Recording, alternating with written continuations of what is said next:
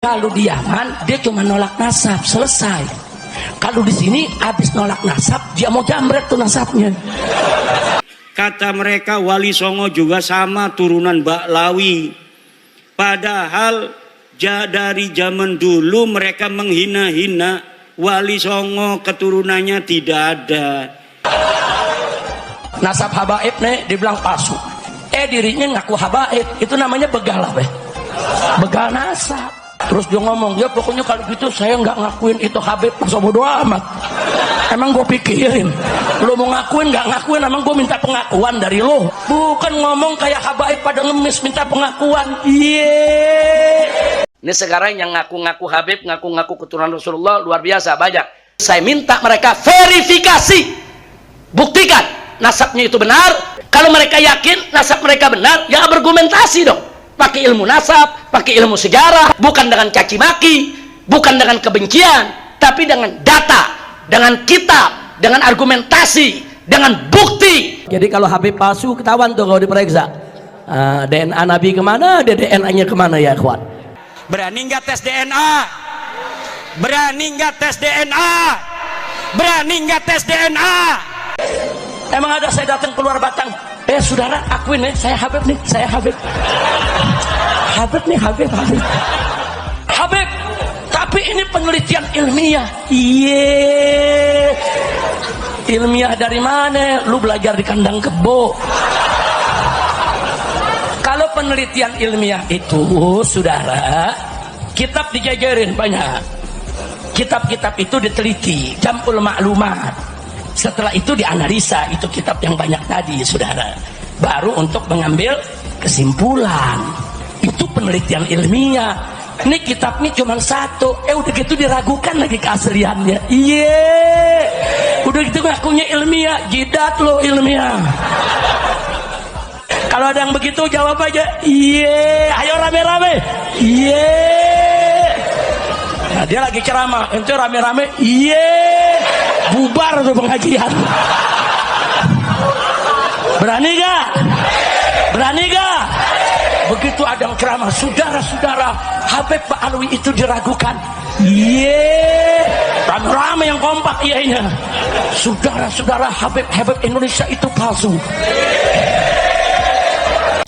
Assalamualaikum warahmatullahi wabarakatuh, sahabat pelita yang dirahmati Allah ya. Ketemu kembali dengan channel ini, semoga sahabat pelita dalam kondisi sehat walafiat dan tentunya masih dalam limpahan dan lindungan yang maha kuasa. Dalam video ini kita sama sekali tidak mau menyudutkan kelompok si A, kelompok si B tentang apa yang terjadi, entah itu kemarin, entah itu yang baru saja sekarang ya, tentang statement-statement para petinggi di negara kita yang mungkin banyak orang-orang tersentil ya dengan ucapan-ucapannya. Tetapi dalam video ini sekali lagi tidak ada maksud untuk menyudutkan pihak manapun. Jadi buat sahabat pelita langsung saja disimak keseluruhan videonya ya. Karena apa? Ketika kita melihat hanya sebatas cuplikan video, takutnya terjadi kesalahpahaman dalam memahami mungkin sebuah video yang sempat beredar di media sosial. Jadi alangkah baiknya menonton videonya sampai dengan selesai, biar apa ya tadi itu, kita tidak gagal paham. Apabila sudah terjadi kesalahpahaman dalam menanggapi sebuah video, nantinya juga terjadi kerancuan dalam pemikiran ketika kita memberikan argumentasi tentang video ini. Jadi sekali lagi ditekankan untuk menyimak videonya sampai dengan selesai. Nah, sahabat pelita, biar tidak gagal paham, langsung saja kita simak bareng-bareng. Tetapi sebelum kita lanjut, buat Anda yang belum dukung channel ini, mohon dukungannya dengan cara di like, di share, dan subscribe-nya. Tombol loncengnya juga diaktifkan biar Anda tidak ketinggalan kabar info terbaru dari channel ini. Monggo disimak videonya. Ini dia, silakan. Saya minta waspada. Zaman ini banyak begal motor, betul. Banyak begal mobil, betul. Ada juga begal partai, betul. Ada lagi yang lebih gawat, begal nasab. Begal nasab. Bagaimana Habib begal nasab? Habaib yang asli Dia bilang bohong. Dia yang bukan Habib ngaku Habib.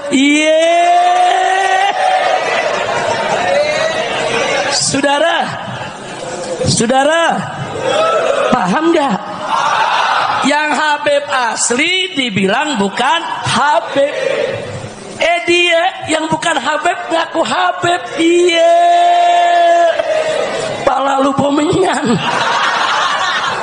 Di Timur Tengah kemarin saya kedatangan satu Habib, Dr.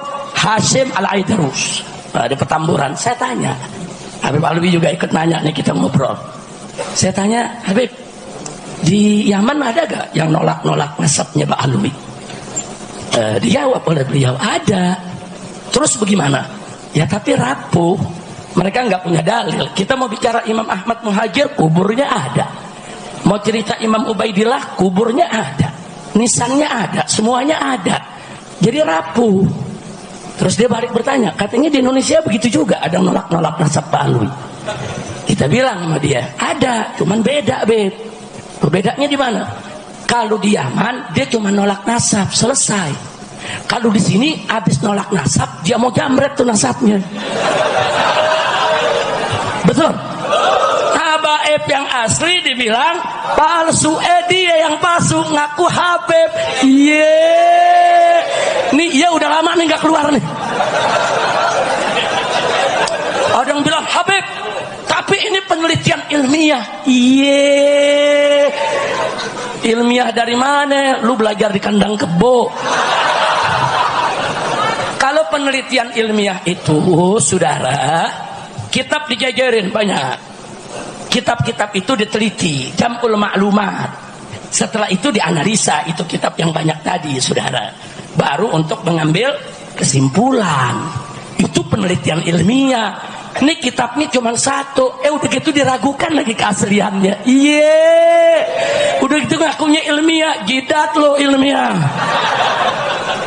Masya Allah, insya Allah kapan-kapan nanti Habib Hanif sudah menjawab dengan sangat bagus, argumentatif, saudara. Insya Allah kalau nanti saya ada waktu, kalau ada waktu, bukan ngadepin begal kan buang-buang waktu, saudara. Kalau ada waktu nanti kita berikan jawabannya yang tuntas. Setuju? Setuju? Kalau ada. Nah sekarang saya mau tanya, nasab habaib nih dibilang palsu. Dirinya ngaku habaib, itu namanya begal apa? Begal nasab. Ayo gawadan mana? Ada begal motor, ada begal mobil, ada begal partai. Ada begal partai? Ada. Tahu? Jangan disebut. Sama-sama tahu. Urusannya udah sebut, gue masukin lagi ntar. Emang politik lagi panas, politik ya. Nah, Habib Rizik ngomong politik, jeblosin lagi. Tunggu dulu, emang lu pikir gue capung mentangkep? Tapi jujur, ada begal motor. Jawab yang gambak, ada begal motor, ada begal mobil, ada begal partai, ada begal nasab, ada begal nasab. Nah, saya punya amanat begal nasab jangan diundang, saudara, ke tempat-tempat kita. Ini hanya menyebarluaskan fitnah dan mengadu domba antara habaib dengan kiai, bahkan mecah belah umat Islam. Setuju? Setuju? Masih banyak habaib yang lurus, masih banyak kiai-kiai yang lurus, masih banyak ustadz-ustadz yang lurus yang ingin mempersatukan umat, bukan memecah belah antara habaib dengan kiai. Betul? Betul? Saya mau tanya, mau dipecah belah habaib dengan kiai? Mau dipecah belah umat Islam? Siap bersatu? Siap bersatu? Takbir! Terus dia ngomong, ya pokoknya kalau gitu saya nggak ngakuin itu Habib, masa bodo amat. Emang gue pikirin, lo mau ngakuin nggak ngakuin, emang gue minta pengakuan dari lo. Bukan ngomong kayak habaib pada ngemis minta pengakuan. Emang ada saya datang keluar Batang, saudara akuin nih, saya Habib nih, saya Habib. Habib nih, Habib. Emang ada ngaku-ngaku begitu? Emang Habib Hamid tadi kerama begitu? Gue Habib nih, gue Habib. Ada begitu? Ada. Itu begal-begal nasab kasih tahu, lo mau ngakuin, lo nggak mau ngakuin masa bodoh. Lo ngakuin, gue nggak terima. Mau ngapain kita terima pengakuan-pengakuan saudara yang suka ngadu domba umat? Betul? Betul? Betul? Betul? Nggak ada yang jawab. Habib, kenapa nggak dijawab ilmiah? Ya, kalau dia ilmiah kita jawab ilmiah. Kan kita bilang begal. Begal jangan dijawab ilmiah, disontok saudara. Habib Kiai mau diadu domba. Tuh belajarnya sama Belanda tuh begitu. Politik divide et impera, betul? Maka saya mau tanya nih, sebelum saya tutup semua, mau diadu domba tidak? Mau dipecah belah tidak? Siap ikut habaib? Siap ikut kiai? Siap ikut ulama? Siap bersatu? Takbir! Takbir! Ini ada jawara-jawara nih. Oh, lu jangan sendirian, siap-siap deh. Jawara-jawara saya mau tanya, siap ikut habaib? Siap ikut ulama? Siap ikut kiai? Siap jaga negara? Takbir! Sallu ala Nabi. Ya sudah, udah cukup. Lu mentang-mentang baru gigit 3, wah ini seru nih. Cukup. Lagi puasa, urusannya batal dah. Jelas ya? Jadi kesimpulannya begal nasab bahaya tidak? Bahaya. Orang kalau mau kritik aja, terus jangan ngaku. Udah ngeritik itu palsu. Kalau kita bener, nggak ada tuh di dunia yang begitu, nggak ada. Cuman di Indonesia aja. Kata Dokter Hashim Al-Aidrus, nggak ada yang begitu. Jadi indak ini asyad, dia bilang.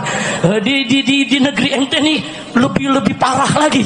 Udah nolak ngaku-ngaku. Kalau ada yang begitu jawab aja. Ayo rame-rame. Ya, dia lagi ceramah, itu rame-rame. Bubar tuh pengajian. Berani gak? Begitu ada yang ceramah, saudara-saudara, Habib Pak Alwi itu diragukan. Rame-rame yang kompak iyanya. Saudara-saudara, Habib Indonesia itu palsu. Mereka itu nggak asli. Bubar ngaji. Repot-repot amat bubarin pengajian ngawur, betul? Nah udah, pokoknya semua kita saling jaga persaudaraan kita, betul? Nah karena PR kita ke depan nih berat. Kata mereka Wali Songo juga sama turunan Baklawi. Padahal dari zaman dulu mereka menghina-hina Wali Songo, keturunannya tidak ada. Wali Songo keturunannya terputus. Tapi sekarang sudah diteliti mereka bukan cucunya Nabi. Mereka katakan Wali Songo itu keluarga mereka, Baklawi. Rizik Syihab mengatakan bahwa Wali Songo, Sunan Gunung Jati, anaknya yaitu Sultan Hasanuddin adalah merupakan keturunan dari Baklawi sama dengan Habib. Iki arane pengen ngegawa Wali Songo rungkat kayak dewekanane. Mereka sudah rungkat, mereka tidak sudi, tidak ridho. Kalau hanya mereka yang rungkat, mereka juga ingin bawa Wali Songo yang asli putune Nabi. Wali Songo asli putune Nabi. Pengen supaya Wali Songo juga sama-sama putus nasabnya, sama-sama rungkat nasabe 2024. Ning dindi ceramah muter-muter pakai takbir lagi. Salah pakai takbir. Saudara, Sunan Gunung Jati punya istri Nyai Rara Santang, takbir. Ligane salah. Nyai Rara Santang itu bukan istrinya Sunan Gunung Jati, tapi ibunya Sunan Gunung Jati. Udah salah pakai takbir. Takbir. Marah anak-anaknya keturunan Sunan Gunung Jati, akhirnya minta maaf. Saya mohon maaf. Sekarang dia ngomong lagi bahwa Sunan Ampel adalah anaknya Sunan Gresik. Salah maning baik. Kalau di Banten dia takut sama cucu-cucu Sultan Hasanuddin seperti saya sampai dia minta maaf. Sekarang saya tantang cucu-cucu Sunan Ampel yang ada di Surabaya, bisa tidak mereka membuat Rizik Syihab minta maaf kepada keturunan Sunan Ampel Surabaya.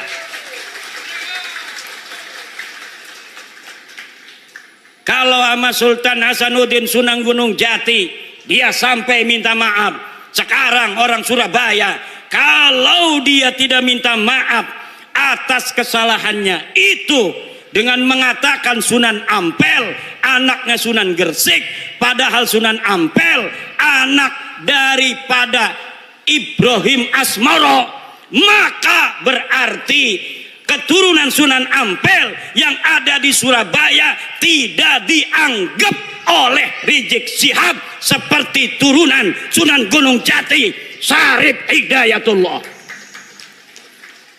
Coba mana eta turunan Sunan Ampel di dia? Tuntut, suruh minta maaf. Bukan bapaknya Sunan Ampel Ibrahim Asmoro Kondi. Kalau Sunan Gresik itu Maulana Malik Ibrahim, harus minta maaf. Semakin ngomong semakin banyak salahnya dia. Karena apa? Bukan ahli nasab, nggak ngerti nasab, maksa-maksain bicara nasab. Saking marahnya sama saya, marah bener sama saya itu. Saya sejak kecil jadi cucu Nabi, masa mau mati jadi mantan cucu Nabi? Yang bener aja. Ama Roma Irama marah juga. Roma Irama sampai ditelepon marah. Kata Roma Irama, siapa lu negur-negur gue? Wih, hebat juga tuh Bang Haji. Bang Haji Roma kenal, Bu? Bu, kenal nggak Bang Haji Roma? Yang nyanyi apa contoh lagunya? Sebujur Bangkai. Satu lagu Roma Irama Sebujur Bangkai lebih utama dari ceramah para habaib 70 habaib. Satu lagu Sebujur Bangkai Roma Irama lebih mulia dan lebih manfaat bagi umat Islam daripada ceramah 70 habaib.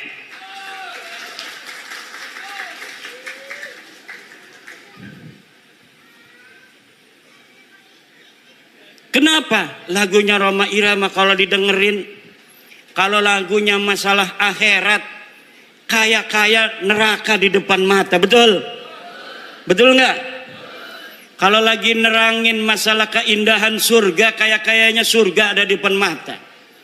Kalau lagi menerangkan istri salehah, Masya Allah pengen nambah lagi.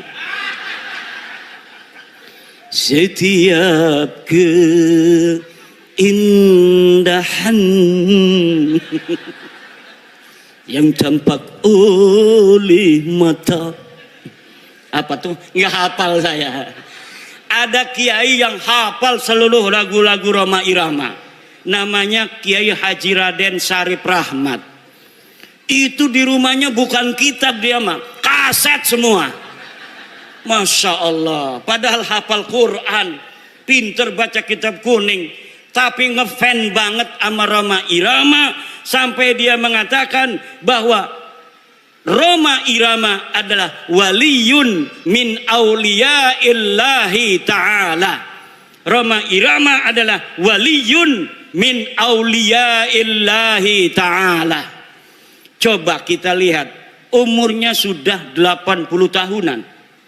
Tapi ketika mendengar tentang tesis saya, dia ingin menelusuri, dia ingin meneliti. Kemudian sekarang dia mempunyai keyakinan bahwa para habib ini bukan keturunan baginda Nabi besar Muhammad sallallahu alaihi wa alihi wasallam.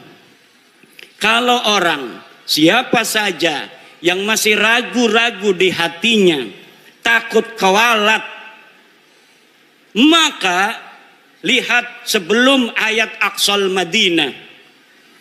qalu inna tatayyarna bikum la illam tantahu lanarjumannakum wa la yamassannakum minna adzabun alim. Mereka orang berkata, inna tatayyarna bikum, nanti aku kualat kalau mengikuti agama Islam Nabi Isa. Kata rasul-rasul itu, qalu ta'irukum ma'akum, kamu yang akan kualat kalau kamu tidak ikut Nabi Isa, kalau kamu tidak ikut agama Islam. Pada kalau masalah Habib, lamun ana sing ngomong, kalau ada yang berkata bahwa orang-orang yang membatalkan nasab Ba'lawi dia akan kewalat, maka saya katakan ta'irukum ma'akum, kamu yang akan kewalat karena kamu telah mengakui orang yang bukan keturunan Nabi sebagai keturunan Nabi. Orang yang mengakui, memasukkan bukan keturunan Nabi sebagai keturunan Nabi, dia akan kualat. Dia telah menyakiti baginda Nabi, dia telah menyakiti ibunda Khadijah Al-Kubra, dia telah menyakiti Sayyidah Fatimah Az-Zahra, dia telah menyakiti Sayyidina Ali karramallahu wajhah. Kenapa? Kenapa kamu yang akan kualat? Karena kamu mengaku durian Nabi, tidak punya dalil. Aku Imaduddin Usman membatalkan nasab kamu dengan dalil-dalil. Ini dalilnya dari kitab nasab.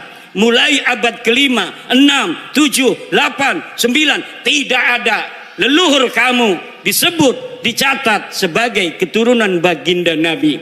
Ini kitab sejarahnya. Mulai dari abad keempat, 5, 6, 7, 8, 9. Tidak ada leluhur kamu dicatat dalam sejarah sebagai apapun, baik sebagai ulama maupun sebagai turun Nabi. Tidak ada leluhurmu yang jadi ulama, tidak ada leluhurmu yang jadi wali, tidak ada leluhurmu yang dicatat sebagai keturunan Nabi. Lalu kamu katakan Ubaidillah sebagai imam. Imam dari mana? Kamu katakan Alwi sebagai muhaddis. Muhaddis dari mana? Tidak ada orang yang mencatat di masanya pada abad ke-5, ke-6, ke-7 mereka sebagai ulama, mereka sebagai muhaddis, mereka sebagai turun Nabi. Teu aya pokok nama teu aya. Ngerti ente?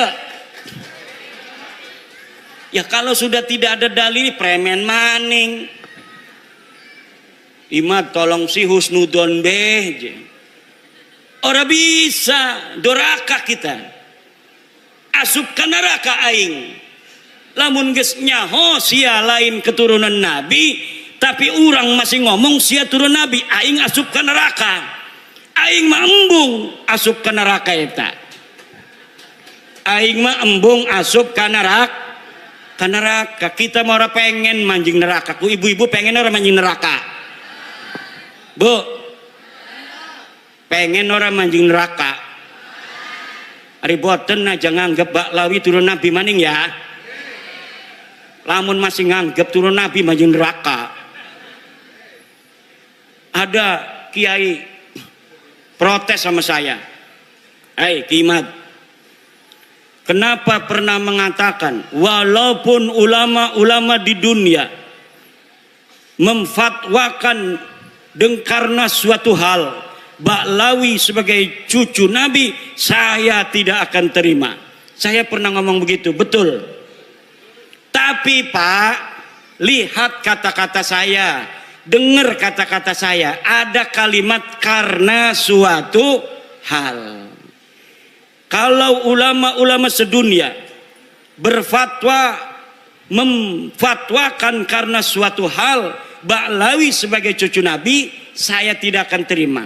Itu kalau dia berfatwanya tidak pakai dalil. Karena suatu halnya itu misalnya pertemanan, seperti Syekh Ali Jum'ah Mesir, karena berteman dengan Habib Umar bin Hafid, dia kemudian mengisbat Ba'lawi.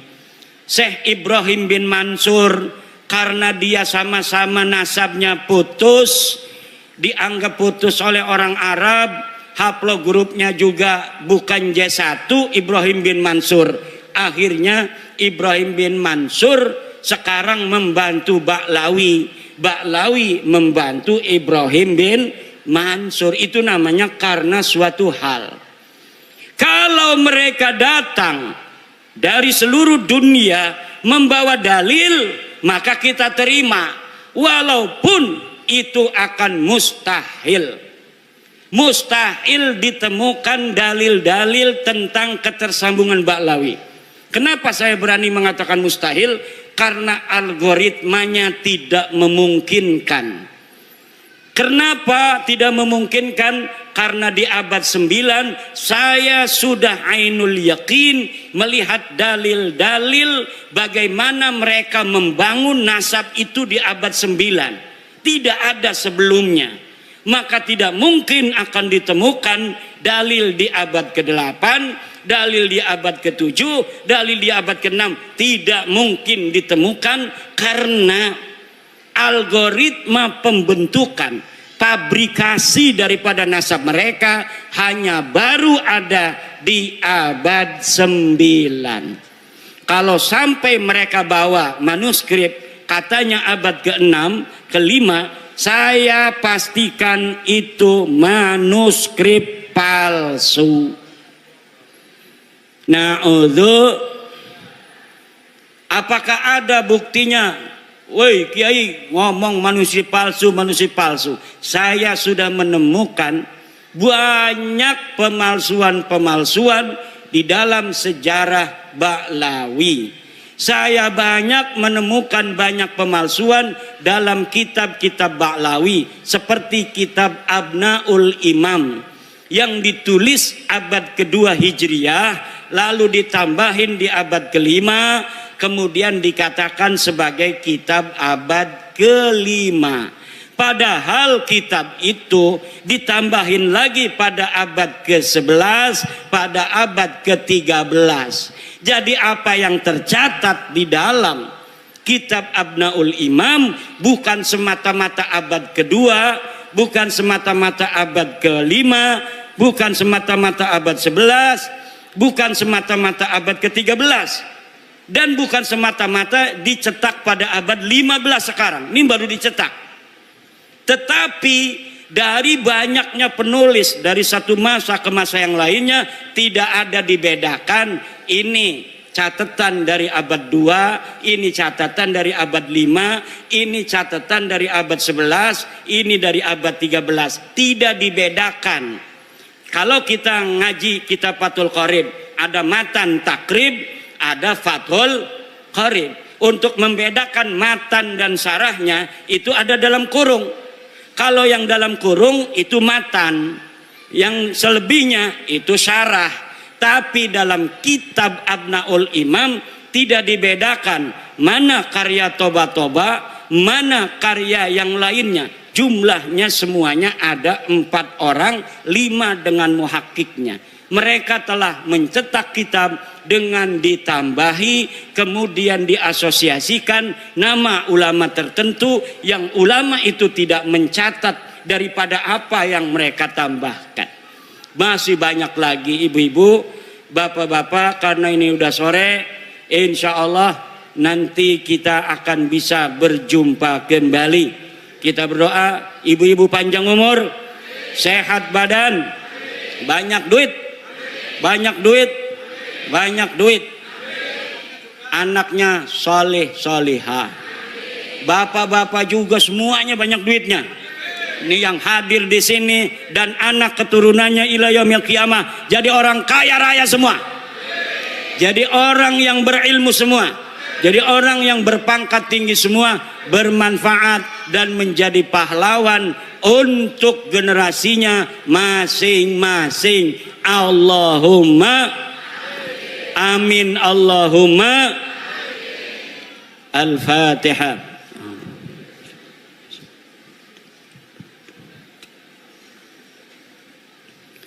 Wallahu huwal muwaffiqu ila aqwami thariqin Wassalamualaikum warahmatullahi wabarakatuh.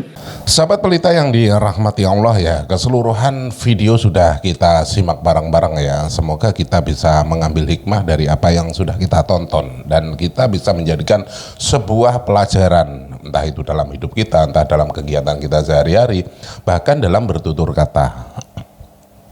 Banyak orang terkeliru ketika menanggapi sebuah video, banyak orang terkeliru ketika melihat ya, entah itu antara suka dan tidak suka yang namanya ketika menonton video itu pastinya sumber-sumber berita yang mungkin ada yang pro, ada yang kontra, yang namanya berita yang pasti yaitu tadi ada pro dan kontranya, dan di sini kita tekankan apabila kita kontra ketika memberikan sebuah argumen, sekali lagi ketika kita berdiskusi itu harusnya menyatukan misi, biar apa ya, persatuan dan kesatuan kita itu tetap terjaga, sahabat pelita ya.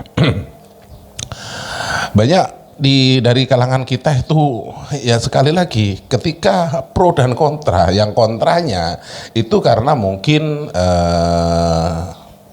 kurang suka, yang ketika pro itu janganlah memandang atau melihat sesuatu dari kacamata Anda sendiri dan memaksakan kehendak ketika memberikan sebuah argumen. Orang ketika mencintai membabi buta itu semua yang mungkin keluar dari apa yang sudah disampaikan. Mungkin ada sosok yang mungkin dicintai ya dalam video ini. Satu contoh lah, orang-orang yang mungkin selalu memberikan ceramah dan lain sebagainya. Dan orang itu kebetulan merupakan idola ya, junjungan lah katakanlah ya, seperti itu. Sehingga apapun yang keluar dari mulutnya ataupun ucapan-ucapannya itu selalu dibenarkan, walaupun kadangkala itu ada unsur yang mungkin kesalahan ya dalam memberikan wejangan, memberikan tausiah dan lain sebagainya. Jadi tekankan ketika melihat sesuatu ataupun mendengarkan sesuatu itu, lihat, dengarkan apa yang dibicarakan, bukan lihatlah siapa yang berbicara. Karena ada kerancuan ketika kita melihat siapa yang berbicara, pastinya begitu. Karena di kalangan kita itu ketika melihat ketika ada orang yang memberikan sebuah nasihat ataupun sebuah petunjuk, pasti akan dilihat siapa orangnya, bukan apa yang dinasihatkan. Inilah ya, sekali lagi yang ditekankan, jangan melihat sosok, tetapi dengarkan apa yang disampaikan. Walaupun sosok itu mungkin ya dalam pandangan kita itu merupakan seorang yang alim, yang mungkin ya dalam kacamata kita itu tidak pernah melakukan kesalahan, tetapi apabila memberikan statement ataupun nasihat ada unsur kekeliruan, langsung katakan oh salah, bukan begitu ya. Walaupun kita meminta nasihat, tetapi apabila nasihat itu malah menjerumuskan, kita pun bisa menolaknya, sahabat pelita ya. Karena dalam diri kita itu harus bisa berpikir secara nalar, sahabat pelita ya. Dan tentunya banyak dari kalangan-kalangan kita itu selalu yang mungkin dalam ranahnya dianggap sebagai alim, ulama dan lain sebagainya, tetapi dalam konteksnya itu selalu membuat keonaran, entah itu memprovokasi jamaahnya untuk tidak setuju dengan pemerintahnya dan lain sebagainya. Kan banyak seperti itu ya, mengajak mengadu domba antar sesama. Dari sinilah kita harus paham, harus jeli dan bisa mengkoreksi apa yang harus kita sortir ya, apa yang harus kita simak ya. Jadi buat sahabat pelita yang dirahmati Allah, gunakan akal pikiran yang waras, biar apa? Biar tidak konslet. Terima kasih sudah klik video ini, dan apabila video ini bermanfaat, jangan lupa di like, di share sebanyak-banyaknya, dan tinggalkan jejak Anda di kolom komentar. Di akhir video sekali lagi izinkan saya mohon maaf yang tak terhingga apabila ada unsur kata-kata saya yang mungkin kurang berkenan di hati Anda, karena yang namanya orang itu ketika memberikan ucapan, memberikan salam itu mungkin ada yang terkeliru. Jadi sekali lagi izinkan saya mohon maaf yang tak terhingga. Di akhir video, terima kasih dan saya akhiri wabillahi taufiq wal hidayah. Wassalamualaikum warahmatullahi wabarakatuh.